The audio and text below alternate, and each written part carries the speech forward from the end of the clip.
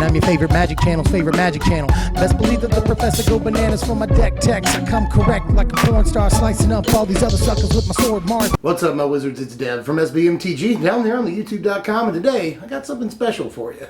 Not the cat, he's here all the time. Love you, Igby. Instead, we're going to do 5 whole decks in one video. And there's a couple of cool things about these 5 decks. Thing 1, first of all, they're all commons all the time. Every single one of these decks consists of nothing but commons, which means you can play them in Pauper. They're all about $3 or $4 to build on TCG Player, so the price is right. And they're all standard legal, which is thing 2. Thing 3, by the way, is that they're all rotation proof. So even though you're only spending a couple of bucks on each deck, you won't have to worry about wasting any money on Dragons of Tarkir or Magic Origins. And one of the coolest things about these decks is that they play well against one another. So if you got a couple of buddies and you want to play some Magic, but you don't want to spend all the money in the world doing that like they want you to do, then you can buy all 5 of these decks for a total of less than $20 on TCG Player. So pretty good night or two of Magic right there for less than $20. Just play these decks against one another, you have a blast. And one more thing before we start the decks for realsies here. Usually I save this till the end, but a lot of work went into this sucker, so I want to go ahead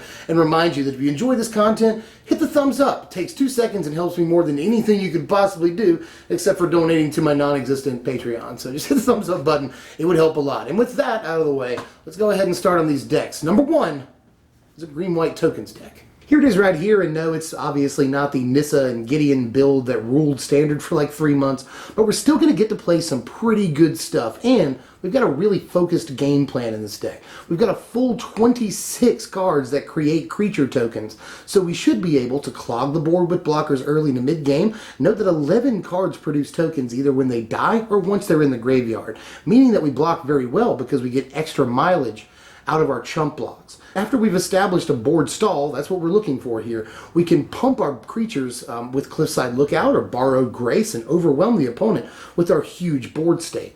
It's a pretty straightforward game plan, and we've got some good tools to help us accomplish this goal that have been proven in higher level play, like Thraben Inspector and Blisterpod, but we've also got some pieces here that are better than they look, particularly Desperate Sentry and Thraben Standard-Bearer. Desperate Sentry leaves behind a pretty big creature when it dies, and it can actually get delirium sometimes and become the biggest creature in the deck by itself. And Thraben Standard-Bearer can turn unwanted lands that you top deck late in the game into creatures, which can be very, very good. We also get to play a number of good sideboard cards in these 2 colors, the most important of which, at least in this deck, is Plummet, because flyers can really end up ruining our plan. And yes, we've got Vessel of Ephemera, we've got Spectral Reserves in the deck, we've got Dauntless Cathar that can put 1/1 flyers into play, but sometimes it is just not enough to be able to chump block the same 4-power flyer every turn, We've got to be able to remove them if we want to truly get into a board stall. Tandem Tactics is a card out of the board that, just like some cards in the main, is better than it looks. It can really turn the tide against aggro decks, these all-in, humans-based aggro decks in the format right now. Because we can blow them out. We can kill like 2 of their guys with our blockers and gain some life, put us in a great position out of nowhere. So Tandem Tactics is actually not bad at all out of the board. And aside from that, we'll fill out the playset of Angelic Purge, a very good main deck card. We'll put the other 2 in the sideboard so we can have more options, mostly against walkers, but really just so we can have removal, period. Overall, this deck's main strength relies on its board presence, more so than any of the other decks we'll look at today. And it's the best choice of these 5 for players who enjoy the long game. We've got a couple of long game decks that we're going to be looking at today, but this one provides the most presence over time. So if you get into the later turns, it's very likely that you'll have a very big board of creatures, and we can pump those up with Lookout or Borrowed Grace and just end up winning that way. Up next is Green-Black Sacrifice, which, we can actually make a pretty workable version of with nothing but commons. And this is the most synergistic deck of the 5 decks today, right here. Pretty easily, I would say. The game plan here is to get Voracious Null, Bloodbriar, and Gavony Unhallowed as big as possible. And to do this, we'll play creatures that provide value when sacrificed, like Blisterpod, which helps us survive the early game, and is still relevant late. We'll play Ghoulcaller's Accomplice, which is kind of like Blisterpod in that it provides 2 creatures on 1 card. And we'll play Sanitarium Skeleton, a key card that loops with Voracious Null, a combination that only gets better if we have a Bloodbriar or a Gavony Unhallowed on the battlefield. Also, I couldn't resist playing Graf Rats and Midnight Scavengers, but they actually do synergize well a little bit with our philosophy. Creatures that we sacrifice can be put back in our hand with the Scavengers later on, and once they meld together, Chittering Host can be an overrun effect that can win the game considering we are playing 27 creatures in the deck. That's kind of a lot.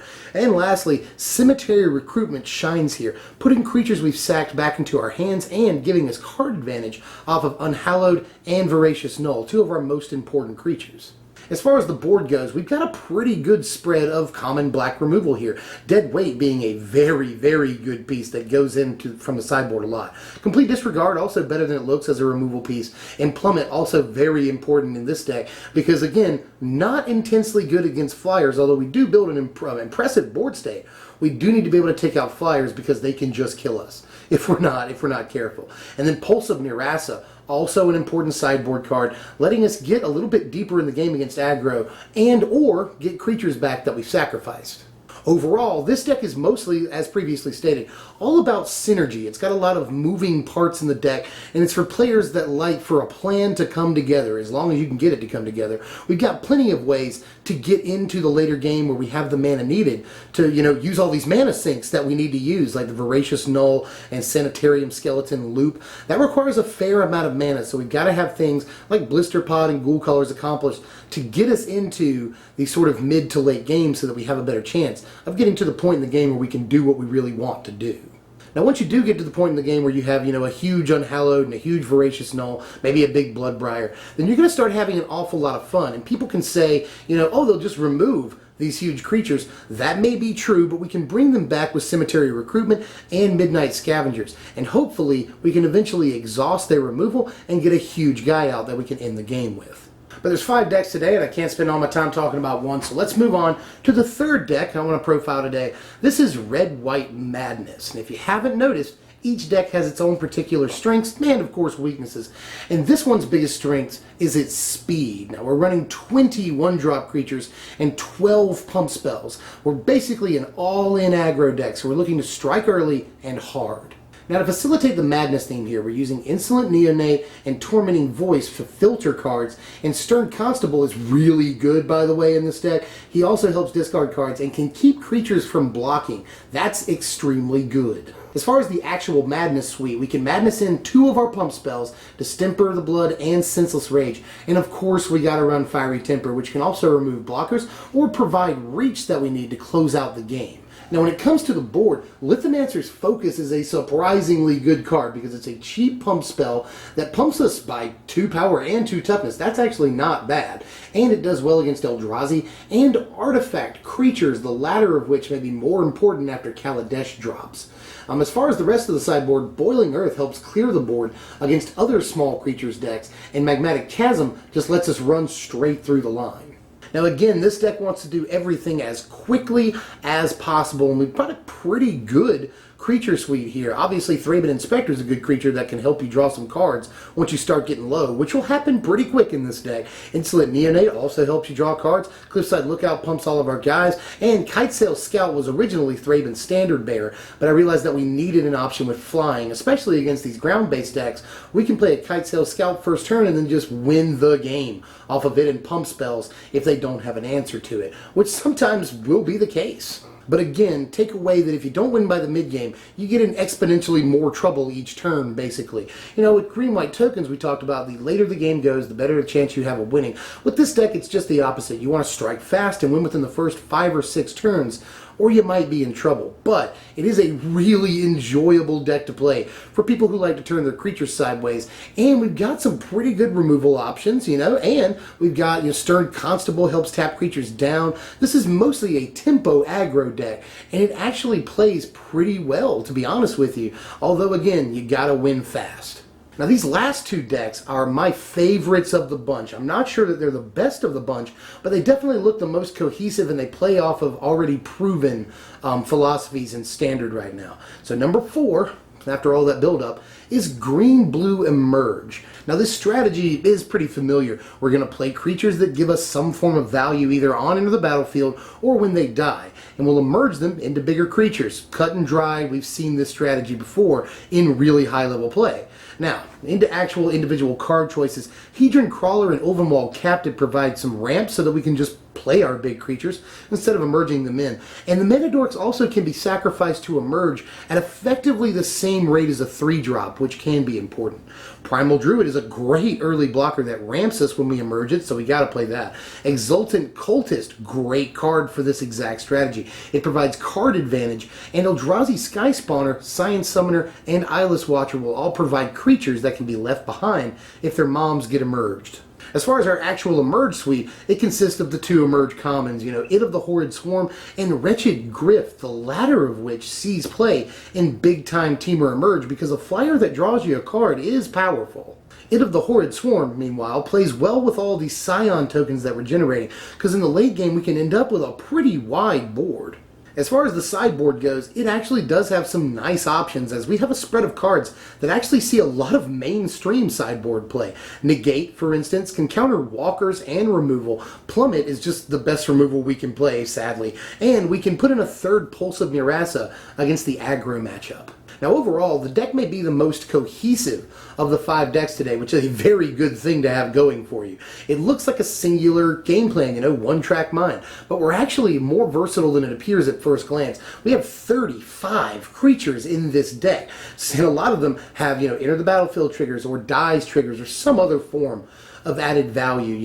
Exultant Cultist and Wretched Griff are both card advantage. Eldrazi Sky Spawner, Scion Summoner, Eyeless Watcher, they all create creatures for us. That's added value. Ulvenwald Captive can get much bigger in the late game. That's really good. Primal Druid, dies trigger. So lots of added value in this deck and a lot of creatures. So even if we're not emerging in really good guys, we can sometimes just overwhelm them off of the sheer number of creatures in the deck.